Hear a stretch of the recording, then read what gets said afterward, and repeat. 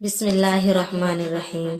शुरू अल्लाह के नाम से जो बड़ा मेहरबान निहायत रहम वाला है। हजरत अबू हुरैरा रज़ियल्लाहु ताला अन्हु से रिवायत है कि जनाब रसूलुल्लाह सल्लल्लाहु अलैहि वसल्लम की खिदमत में एक देहाती हाजिर हुआ और अर्ज किया, या रसूलुल्लाह, आप मुझे ऐसे अमल की तालीम दे दे जब मैं इस पर अमल करूं तो जन्नत में दाखिल हो जाऊं।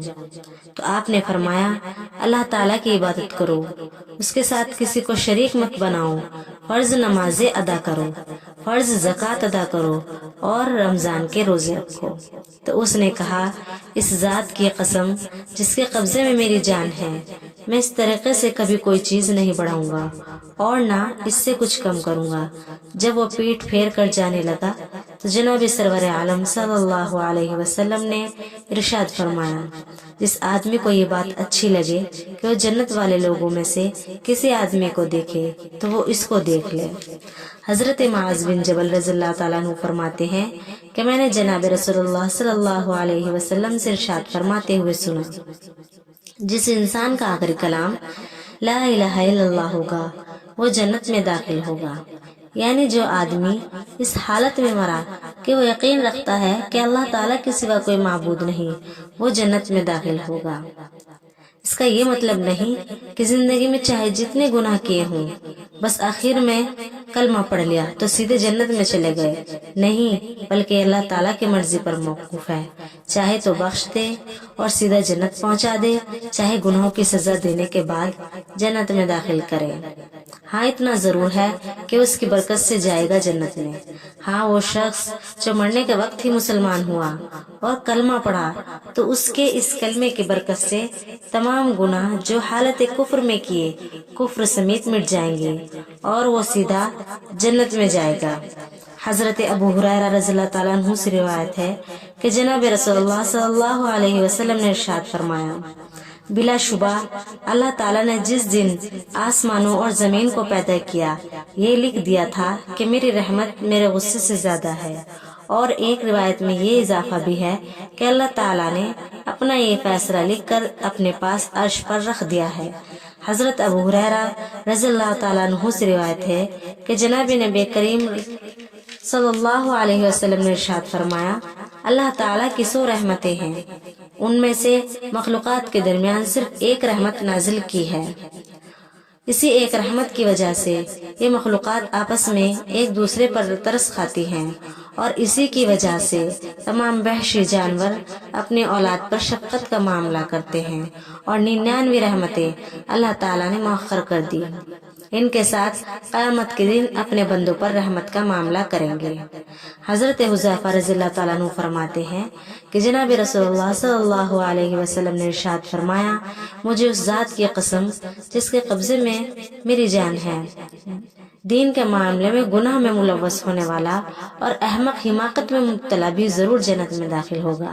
और मुझे कसम है उस जात की जिसके कब्जे में मेरी जान है, वो शख्स भी जन्नत में जरूर दाखिल होगा जिसके पिछले हिस्सों को आग जला देगी। और मुझे कसम है इस जात की जिसके कब्जे में मेरी जान है, अल्लाह ताला क़यामत के दिन इतना वसी पैमाने पर रहमत का मामला फरमाएंगे कि इब्लीस को भी रहमत की उम्मीद होने लगेगी कि शायद इसको भी रहमत हासिल हो जाए।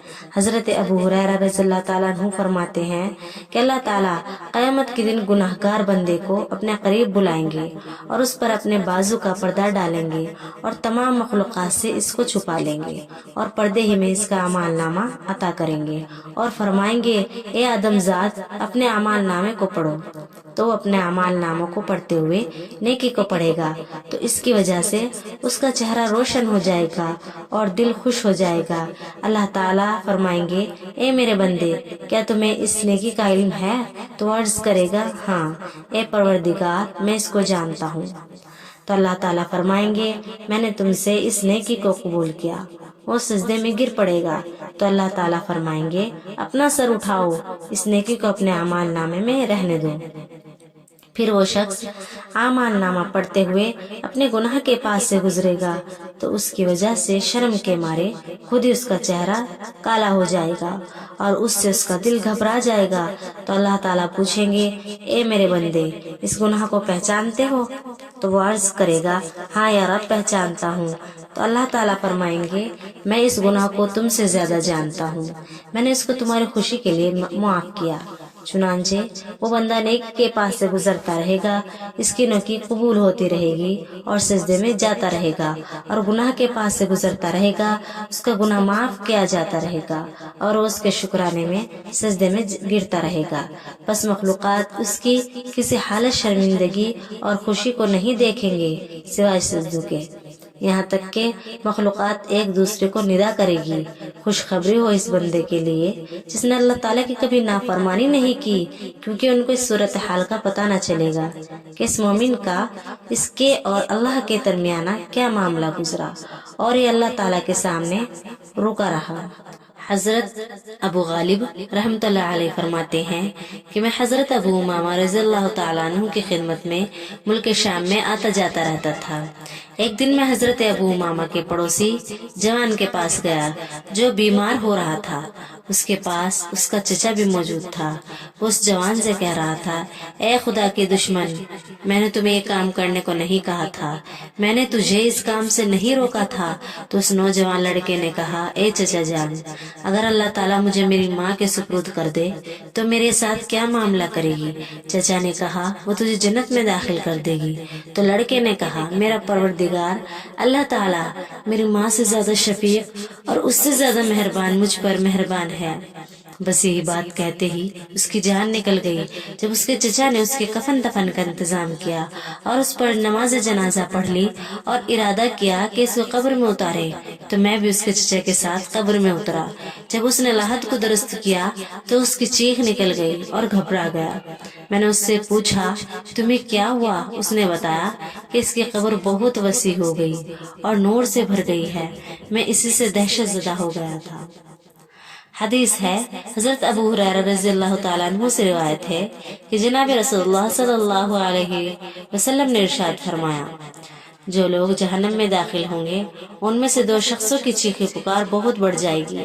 اللہ تبارک و تعالیٰ حکم فرمائیں گے کہ ان دونوں کو دوزخ سے باہر نکالو۔ جب ان کو دوزخ سے باہر نکال لیا جائے گا تو اللہ تعالیٰ ان دونوں سے پوچھیں گے، تمہاری چیخ و پکار کس وجہ سے بڑھ گئی ہے؟ وہ عرض کریں گے، ہم نے یہ اس لیے کیا ہے تاکہ آپ ہم پر رحم کریں۔ اللہ تعالیٰ فرمائیں گے، میری رحمت تمہارے لیے یہ ہے کہ تم یہاں سے چلے جاؤ اور جہاں پر تم دوزخ میں تھے اپنے آپ کو وہیں گرا دو۔ تو وہ چل پڑیں گے، ان میں سے ایک تو اپنے آپ کو دوزخ میں گرا دے گا تو اس کے لیے دوزخ ٹھنڈی اور سلامت بن جائے گی، اور دوسرا آدمی دوزخ کے کنارے کھڑا ہو جائے گا، اپنے آپ کو دوزخ میں نہیں گرائے گا۔ تو اللہ تبارک و تعالیٰ اس سے پوچھیں گے، تمہیں کس چیز نے منع کیا؟ تو نے اپنے آپ کو کیوں نہیں گرایا جس طرح سے تیرے ساتھی نے اپنے آپ کو دوزخ میں گرا لیا ہے؟ تو عرض کرے گا، اے میرے رب، مجھے آپ سے امید نہیں ہے کہ آپ مجھے دوزخ سے نکالنے کے بعد دوبارہ اس میں ڈال دیں گے۔ تو اللہ تعالیٰ فرمائیں گے، ہم تیرے ساتھ تیری امید کا معاملہ کریں گے۔ چنانچہ یہ دونوں اللہ تعالیٰ کی رحمت کی وجہ سے جنت میں داخل ہو جائیں گے۔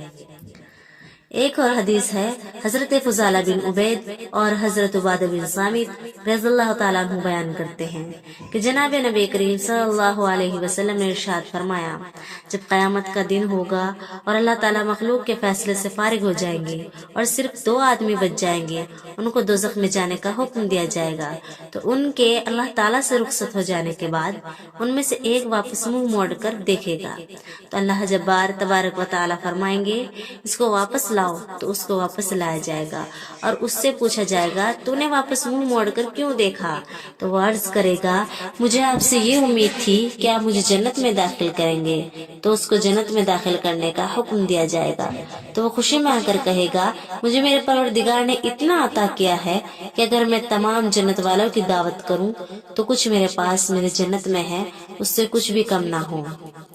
فرماتے ہیں کہ جب نبی کریم صلی اللہ علیہ وسلم نے اس حدیث کو ذکر کیا تو آپ کا چہرہ انور خوشی سے دمک اٹھا تھا۔